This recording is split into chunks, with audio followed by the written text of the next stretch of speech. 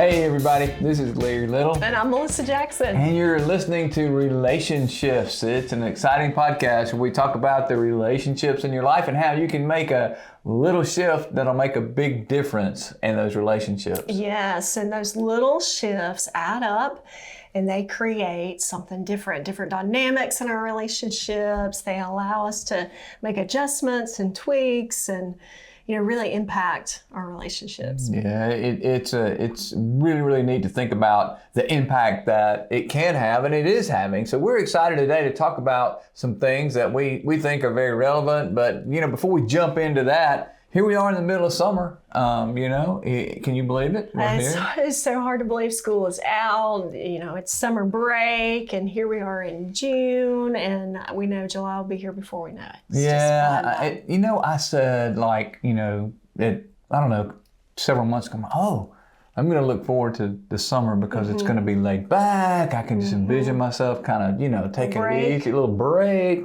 Things slow down in the summer. No. Yeah. I mean, I can't remember having a busier June. I mean, it's ridiculous.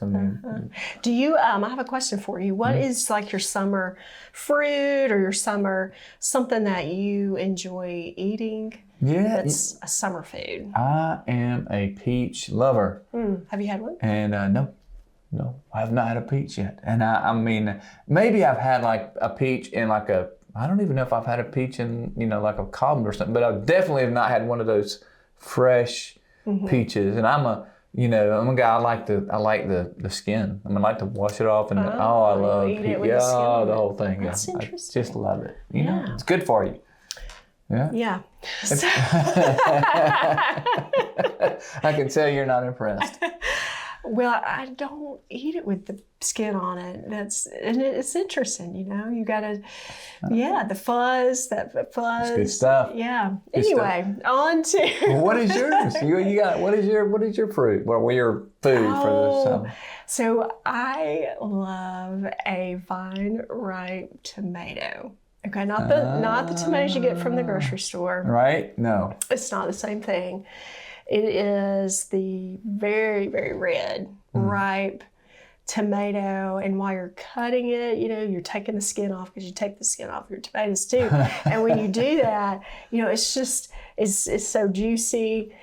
And then I love a good BLT. Ooh, do you put salt and pepper on it or no? I do on the tomato, yes. Salt and pepper.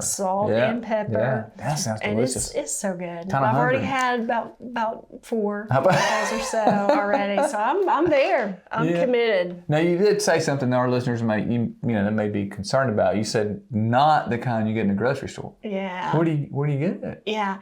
Well, farmers markets or you grow your own. You can grow your own tomatoes. Okay, I'm in. Talking about other things this summer, we have had the release of our Make a Difference 25-year edition of the book. So exciting, so exciting. We've been sharing with our team and we are ready for this to go live. You've had a chance to share with our team, so tell me some takeaways from that. It's just amazing. I got a chance to, because we wanted our team to see it first and that kind of thing, but to hear how they are using the concepts and to hear how they are making a difference, and it just is so encouraging. We have an incredible team of men and women who really are called to do what they do, and it just reminded me of that as I was listening to them and sharing with them the things that are new in the book. But to hear how it helps me to be a better husband. It helps me to be a better wife. It's helping me with my children. I mean, these are our people who use this stuff, and then they're also, they're experiencing how it's applicable in their personal lives and their professional lives. Yeah. So we're super excited for you to get that. You can do that through our website, and you can also get that on Amazon.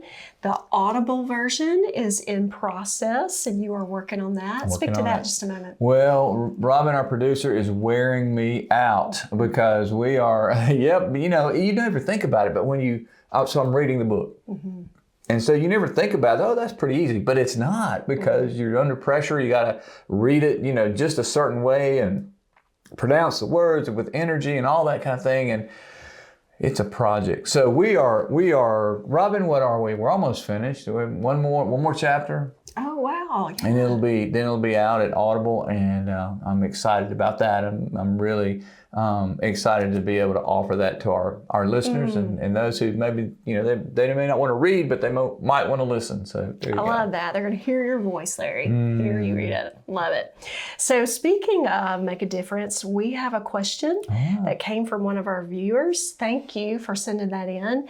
And so we need to spend a little bit of time on this. All right, let's do it. So let me read this. Hi, Dr. Larry, Melissa. I love the show. Thank you for that. I have a question. What do you do when someone in your family just constantly pushes your buttons? I know we're different, but it's like we can't have one conversation without it turning into tension. How do I handle that without shutting down or blowing up? Great question. Man, it is a wonderful question. And here's what the first thing that comes to my mind.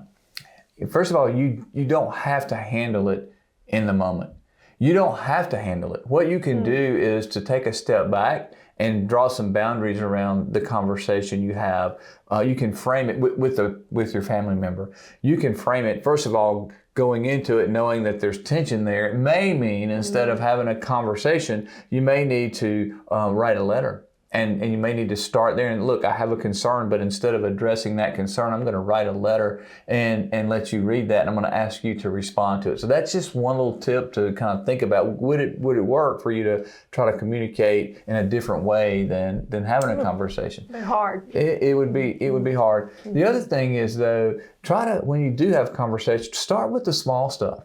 Start with things that you know aren't going to cause you tension. Start with something you can affirm that family member about, even if you really don't feel it. Doesn't really matter if you feel it.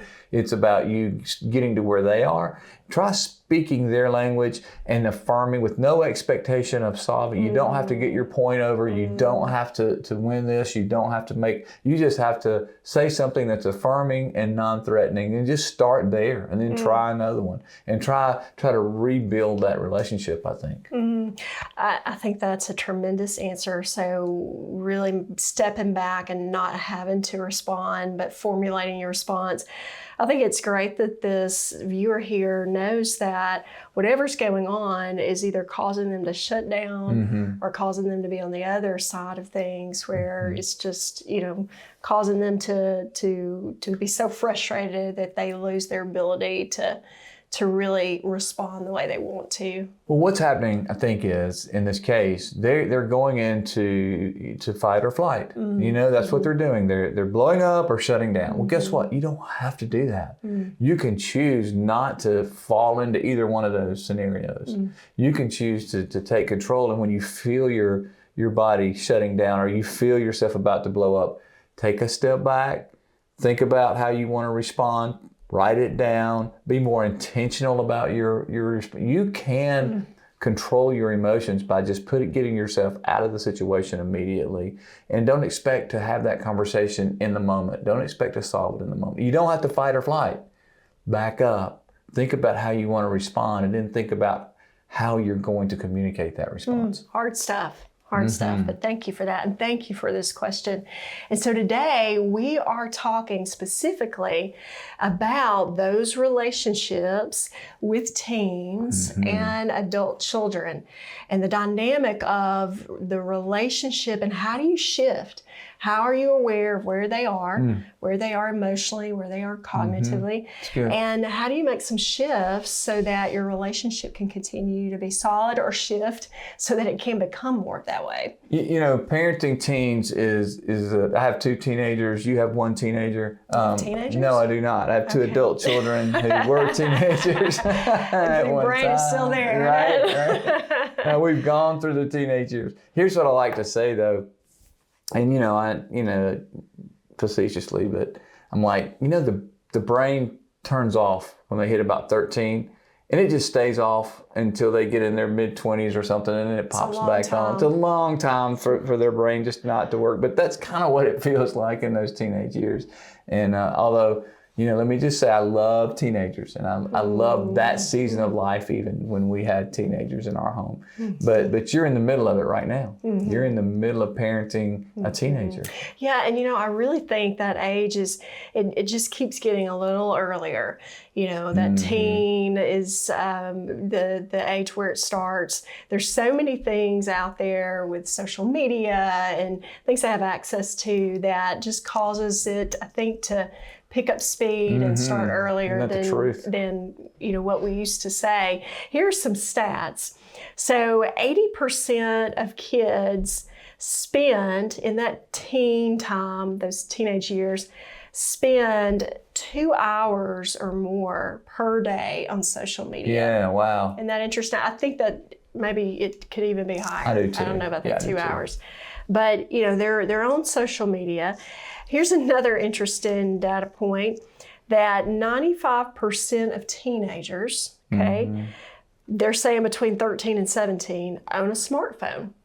95%. A phone. They have a phone. Not surprising. And I wonder, how much access they have to that. Probably a great deal. And so I want us to talk on the teen side of things. I want us to talk about how do we as parents make some shifts? What are those shifts that we need to be making so that we allow room for the relationship to change and to grow? So let's talk about that a little bit, because you mentioned, their brain is doing something differently. Right. In this time frame, there's there are large steps in their emotional development. There's a lot of going on in their physical development. Yep. Cognitively, there's a lot going on there too. Socially, such a big piece for them, where their friends become the most important voice for them. So all these things are in the recipe. All these things are in the mix. And happening all at once. Happening all at once. And you have all these social components. So what are you thinking, are some shifts, some things that we as parents need to be mindful of? I mean, the first shift is, you said it exactly right a minute ago, is, you're no longer parenting children in terms of, versus a teenager. You're parenting someone who is becoming an adult. And so that means so much is happening cognitively and development and all that. So you've got to change your thought process of your parenting, not just your style, but your methodology. What do I mean by that? I think, and you know this so well, when the child is, young, when they're toddlers, when they're 2, 3, 4, 5, 6, 7, 8, 9, 10, maybe even 11, 12, up to that age, you're making decisions for them. You're basically saying, I'm going to give you 1 or 2 decisions to help you learn to make decisions, but I'm going to make I'm going to tell you when to go to bed, when to get up, where we're eating, what you're doing. I'm going to pick your clothes, whatever. That has to change when you get to the season of being a teenager, because now you want them making decisions. So somebody put it like this: at that first stage, the light is red. In other words, you're making the decisions. You're right with them. You know what's going on. You are teaching, you are training, you are teaching them right from wrong. That's what you're doing. When they become teenagers, the light turns yellow. You are no longer parenting right from wrong. Very few things in terms of teenagers. Sometimes things are complex and there's some, situational ethics that maybe you can say, okay, let me help you process that out. But by and large, teenagers know right from wrong. See, so you're not parenting to teach right from wrong anymore. You're parenting to make the choice to do the right thing, which is very different.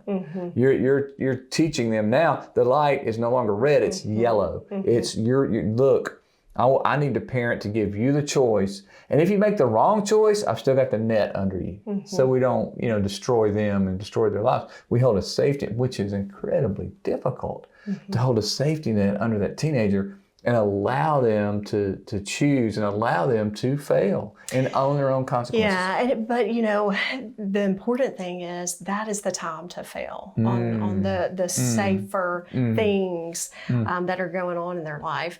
And the thing is, it's interesting to think about the dynamic that is going on. So, yes, you're going from instructing so much and directing to not doing that. And the cost of continuing to do that is to get into this cycle and this pattern where you become a helicopter parent.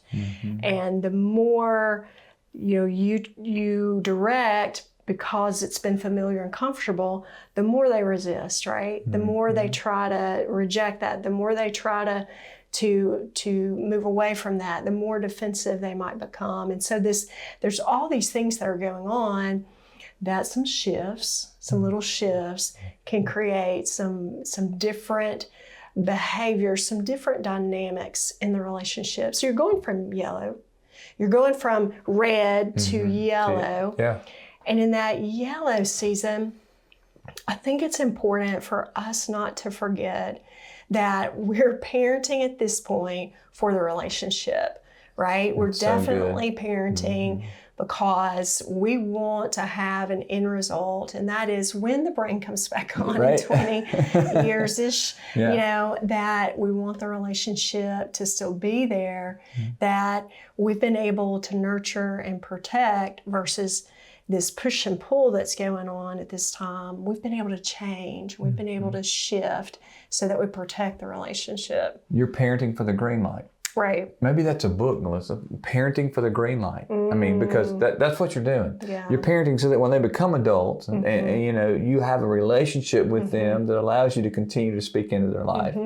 That occurs back when the light's red and yellow. That's when you parent for the green. Yeah. If you wait until they're gone to start parenting for the green, you've waited too long. And we are in this time frame where we're not solid in the teen years yet. I mean, we're in that mode, but we're not fully head on in it, and it is definitely a learning phase. You have situations where, as a parent, for myself, it's important to be very aware of where I am and what's going on and how I'm responding and reacting, so that I'm training myself now. I'm training myself to do it differently. I'm working on how can I be aware of how I responded in the past and how can I adjust that some so that, I'm giving room. I am choosing to respond a little differently so that I can allow her not to have to push against the boundaries of maybe being rigid, but I can give her some freedom to make some choices. They may not be all the choice that I want her to make or the right thing, but just like you talked about, we can have an opportunity to talk about, hey, how did this work out? How did this work out for you? How did this, did it produce what you wanted it to? We're gonna have those types of conversation. It's a very learning time for all of us to figure out this next season. Let me ask you a question. What do you do when you're in this season of learning and, your teenager, being a teenager, just being a teenager, says something that's abrasive or just kind of hurts your feelings. I mean, gosh, who is this person? Kind of respond, wait a minute. Now how do you, as a mom who you've given and loved and nurtured, and now we're moving from all that red to the green, to the yellow light, and she pops off something, how do you deal with that? Well, it's definitely going to happen. Yes. It is going to happen. And, they're trying to figure out their own independence. And, they are trying to even see and what are the limits? How are you going to respond to this? What is this going to look like? And, you have to be mindful of, how, as a parent, am I going to respond to this? It's going to push every respect button inside of you. You know, the need for respect, you want that, but it's going to push these buttons, and you have to be ready to be able to respond in a way that can foster the relationship, but not enable the disrespect. And it is that's hard, isn't it? It's a very interesting mix, and we're trying to figure out, how do we do that? How do we step in and step back a little bit? How do we step up and how do we step back? And one of the pieces I always want to come back to, when the time is right, and she's in the place to hear, and I'm in the place to be able to engage. And we want to talk about, you know, what did that do to our interaction? How did Wow, that's good. you know, how did you feel about that? What did you think about that? Trying to pull it back to a place where we can focus some on the relationship and what is it doing to a relationship. Can't always do that. Not going to be able to, because they're going to be impulsive and say what they're thinking. But it's important to me that it's not an all or none, but that we're coming back to a place where we can keep the relationship and the conversation about a relationship in front of both of us. Oh, that's powerful. One last question for you about raising teens. You know, in that whole process, you're learning. She's learning. You guys are learning. But how do you draw that boundary of respect, and how do you teach respect, but at the same time allow her the space? Help dig on that just a little bit more for me.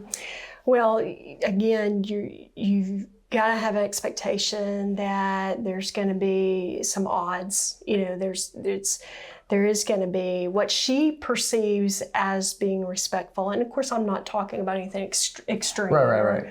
You know, anything of that nature. But her perspective of what's respectful is going to begin to be different from what I perceive as respect. And so we're already developing two different perspectives on that. Not that either one is right or wrong, but different for different stages. So in my mind, it's coming back to trying to help her. Respect is about trying to help her understand the relationship. Not just with us, but with her friends. Good. That's so good. The relationship. So, you know, how words have an impact, how tone of voice has an impact, that's good. How, you know, the way you respond, how it impacts the relationship that you have with others.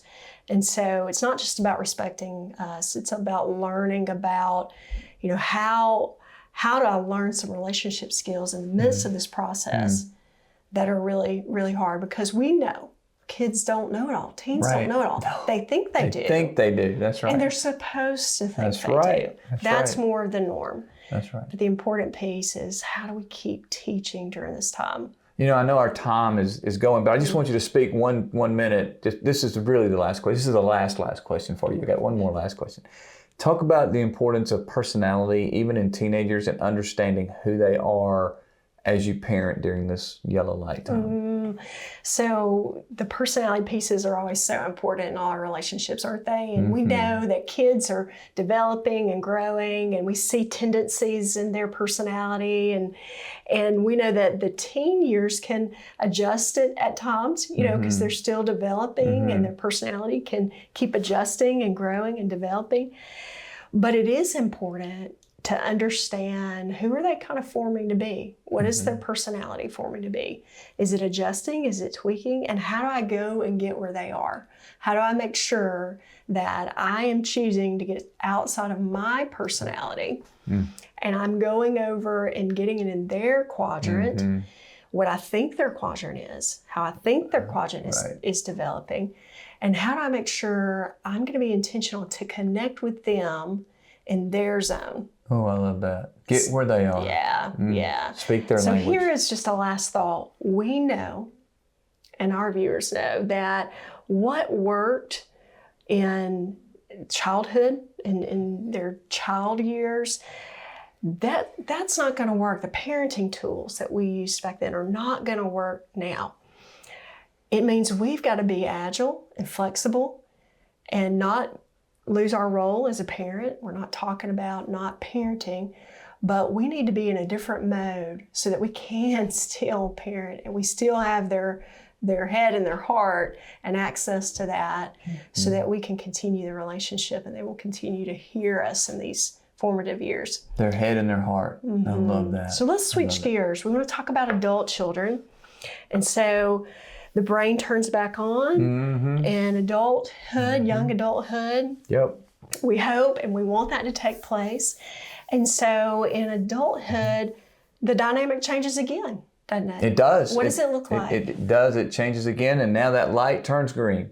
And you've been parenting since they were babies, since the light was red and yellow for this green time. I said back when our kids were young, I'm parenting now for the future. We are parenting so that we can have it, because what happens is the relationship changes from parent-child, okay, to adult. You're still the parent, but you don't parent them any longer.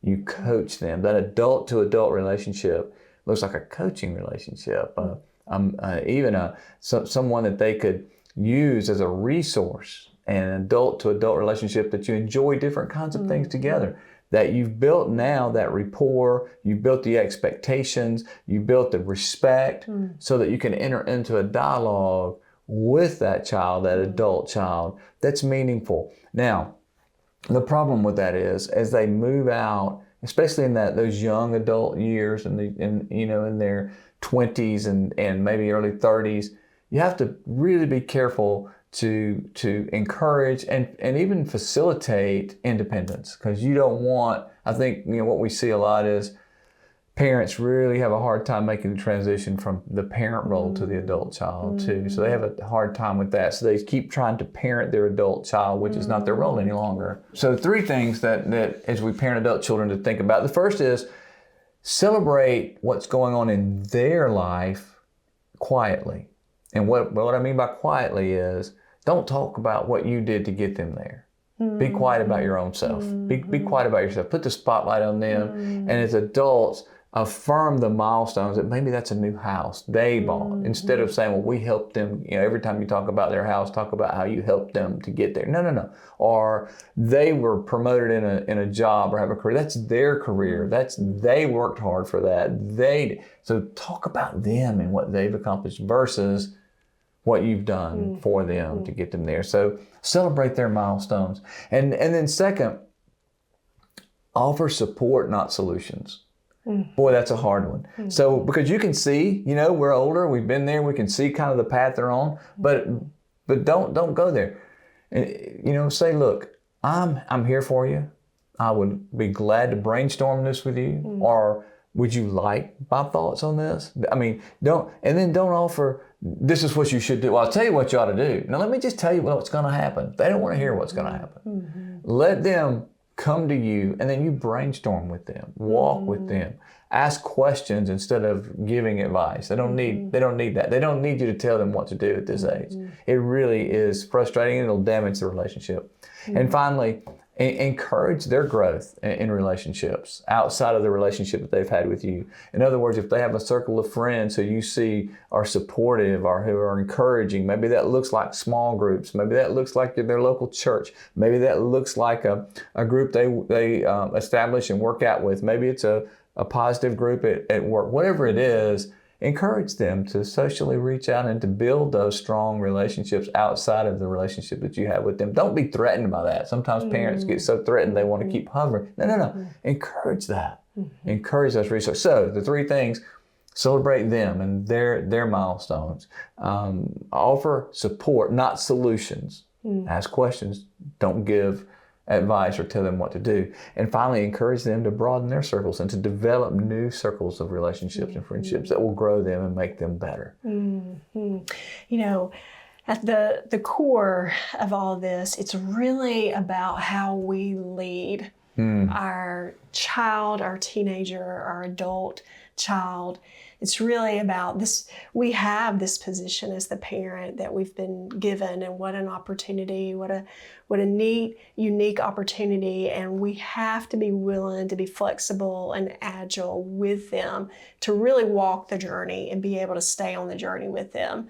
And so it takes us leading ourselves well so that good. we have the opportunity to lead them. And that leads us right into the favorite by far. People far and wide, they clamor for it, Melissa. They ask for it. They want it. And today, yep. I just feel like we're going to have the question, the joke, of all time. It is dad time. joke time. It's the segment of the show that, man, I'm telling you, it's everybody's favorite. But today we have a special joke. A special joke. This joke was submitted by our very own Robin's daughter, who is 10 years old. So she had a joke, and she and I have talked. She told me the joke, and when I finally stopped laughing, I said, I've got to use it. We've got to do it. Are you ready for this joke? I'm ready. Robin, you think she's ready for it? I'm ready. Okay, here we go. Ready. We're going to try it. You ready? All right.